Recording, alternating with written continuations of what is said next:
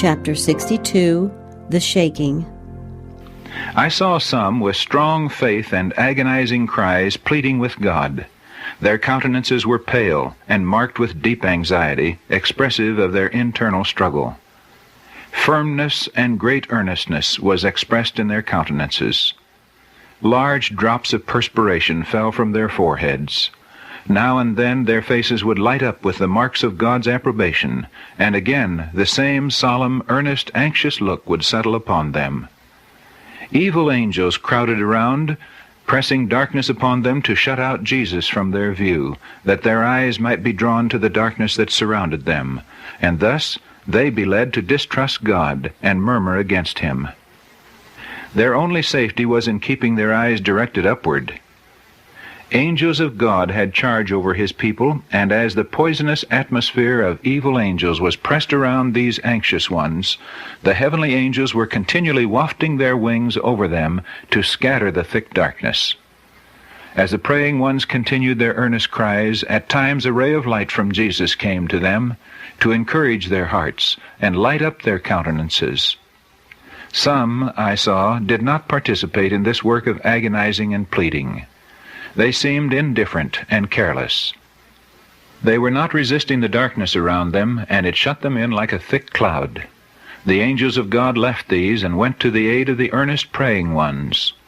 I saw angels of God hasten to the assistance of all who were struggling with all their power to resist the evil angels, and trying to help themselves by calling upon God with perseverance. But His angels left those who made no effort to help themselves, and I lost sight of them. I asked the meaning of the shaking I had seen, and was shown that it would be caused by the straight testimony called forth by the counsel of the true witness to the Laodiceans. This will have its effect upon the heart of the receiver, and will lead him to exalt the standard and pour forth the straight truth. Some will not bear this straight testimony. They will rise up against it, and this is what will cause a shaking among God's people. I saw that the testimony of the true witness has not been half heeded.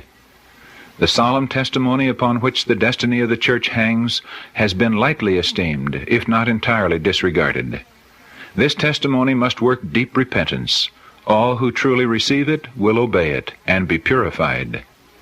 Said the angel, "List ye." Soon I heard a voice like many musical instruments, all sounding in perfect strains, sweet and harmonious. It surpassed any music I had ever heard, seeming to be full of mercy, compassion, and elevating holy joy. It thrilled through my whole being. Said the angel, "Look ye." My attention was then turned to the company I had seen, who were mightily shaken. I was shown those whom I had before seen weeping and praying in agony of spirit. The company of guardian angels around them had been doubled, and they were clothed with an armor from their head to their feet. They moved in exact order, like a company of soldiers. Their countenances expressed the severe conflict which they had endured, the agonizing struggle they had passed through. Yet their features, marked with severe internal anguish, now shone with the light and glory of heaven. They had obtained the victory, and it called forth from them the deepest gratitude and holy sacred joy. The numbers of this company had lessened. Some had been shaken out and left by the way. The careless and indifferent, who did not join with those who prized victory and salvation enough to perseveringly plead and agonize for it, did not obtain it, and they were left behind in darkness, and their places were immediately filled by others taking hold of the truth and coming into the ranks. Evil angels still pressed around them, but could have no power over them. I heard those clothed with the armor speak forth the truth with great power. It had effect. Many had been bound, some wives by their husbands, and some children by their parents. The honest, who had been prevented from hearing the truth, now eagerly laid hold upon it. All fear of their relatives was gone, and the truth alone was exalted to them. They had been hungering and thirsting for truth. It was dearer and more precious than life. I asked what had made this great change. An angel answered, "It is the latter rain, the refreshing from the presence of the Lord, the loud cry of the third angel." Great power was with these chosen ones. Said the angel, "Look ye."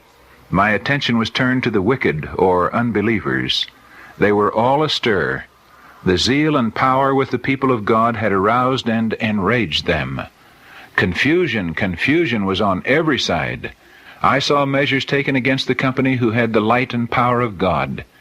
Darkness thickened around them, yet they stood firm, approved of God, and trusting in Him. I saw them perplexed. Next I heard them crying unto God earnestly. Day and night their cries ceased not. Thy will, O God, be done. If it can glorify Thy name, make a way of escape for Thy people. Deliver us from the heathen around about us. They have appointed us unto death, but Thine arm can bring salvation. These are all the words which I can bring to mind. All seemed to have a deep sense of their unworthiness, and manifested entire submission to the will of God. Yet, like Jacob, every one, without an exception, was earnestly pleading and wrestling for deliverance. Soon after they had commenced their earnest cry, the angels in sympathy desired to go to their deliverance. But a tall, commanding angel suffered them not. He said, "The will of God is not yet fulfilled. They must drink of the cup. They must be baptized with the baptism." Soon I heard the voice of God, which shook the heavens and the earth. There was a mighty earthquake. Buildings were shaken down on every side. I then heard a triumphant shout of victory, loud, musical, and clear.